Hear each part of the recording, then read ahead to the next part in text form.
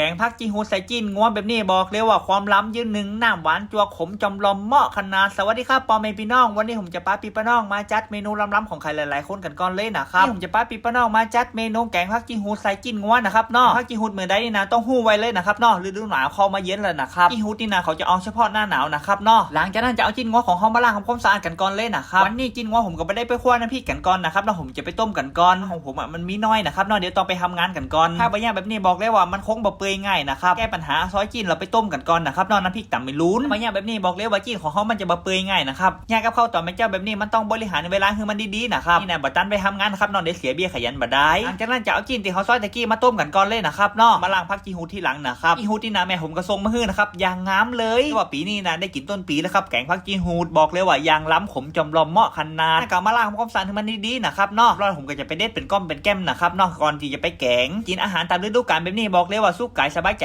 แต่เลยนะครับบ้านๆกับข้าวมีเมืองแบบนี้นี่นะบ่ค่อยมีขายนะครับถ้าบ่อยากกินเองขายกับบ่ค่อยแต่บ่ค่อยทุกปากเนาะ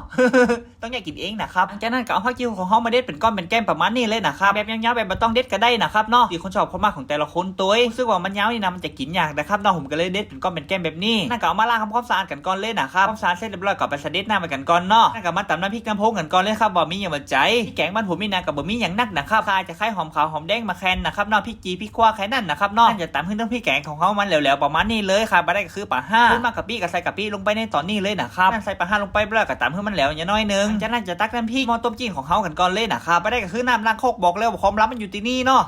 นั่นก็มาปรุงรสชาติตามใจชอบกันก่อนเลยครับบ่มีอย่างมาใจเกลือชูรสรสดี3สหายของเฮาเหมือนเดิมนะครับแค่นี้นะครับเครื่องปรุงกับบ่มีอย่างนักจะใส่เครื่องปรุงลงไปเรียบร้อยแล้วก็คนใส่คนขวาให้มันเข้ากันอย่างน้อยนึงนะครับจากนั้นผมจะเพิ่มความหอมด้วยใบมะกรูดลงไปเลยนะครับเนาะกูดนี่นะก็ขาดไปบ่ได้เหมือนกันนะครับหลังจากใส่ใบมะกรูดลงไปสักกำนะครับเนาะมาใส่ผักจีฮูของเฮาลงไปเลยเรียกว่าเมนูนี่นะอย่างเด็ดอย่างเหมาะอย่างล้ำเลยนะครับใส่เครื่องในก็ผมกำมินาบอกเลยว่าเดอะเบสเลยนะครับเนาะจากใส่ผักจีฮูลงไปเรียบร้อยแล้วก็คนใส่คนขวาอย่างน้อยนึงก็รอพึ่งผักของเฮามันยุ่งมันย่อมกันก่อนเลยนะครับก็ประมาณนี้ครับแกงผักจีฮูใส่จิ้นงัวบอกเลยว่าความล้ำยืนนึงนี่ก็มาตักใส่ถ้วยใส่จานกันก่อนเลยนะครับใจสาวแมมขนาดแล้วครับเมนูวันนี้ในนาสาวแมมวันนี้เคสมาต้องแกงใส่จิ้นงัวเท่านั้นผมก็เลยจัดถึงเขาเต็มที่เลยนะครับเนาะในเมื่อสาวแมมอยากกินเมนูไหนนะผมจัดถึงเขาได้ตลอดเลยนะครับ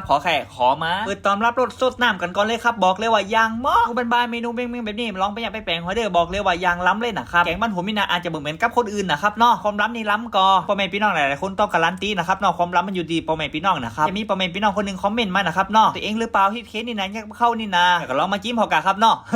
คือรถที่นักๆเลยนะครับเนาะ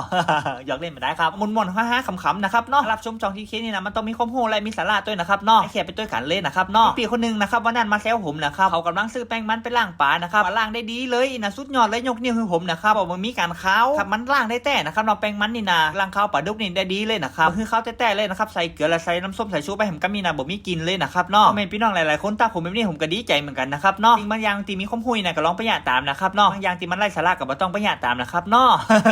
เอาแต่นะครับทุกวันนี้นะผมภูมิใจขนาดเลยนะครับแม่พี่น้องหลายๆคนที่เข้ามารับชมนี่นะดีใจตื้นตันใจขนาดเลยนะครับเนาะคิดบ่ฝันว่าผมจะมาไกลได้ขนาดนี้ว่าผมจะเดินมาถึงทุกวันนี้ได้นะบอกเลยว่าประสบการณ์ผมล้นฟ้าเลยนะครับมีรุ่นปีนี้มาคอนโทรลของผมเลยนะครับลองเองลองผิดลองถูกเองทุกอย่างเลยนะครับเนาะจุดๆนี้ได้บอกเลยว่าแสนทอละหดเลยนะครับยังครับแต่ผ่านมาได้ทุกวันนี้ก็ดีใจแล้วนะครับเนาะ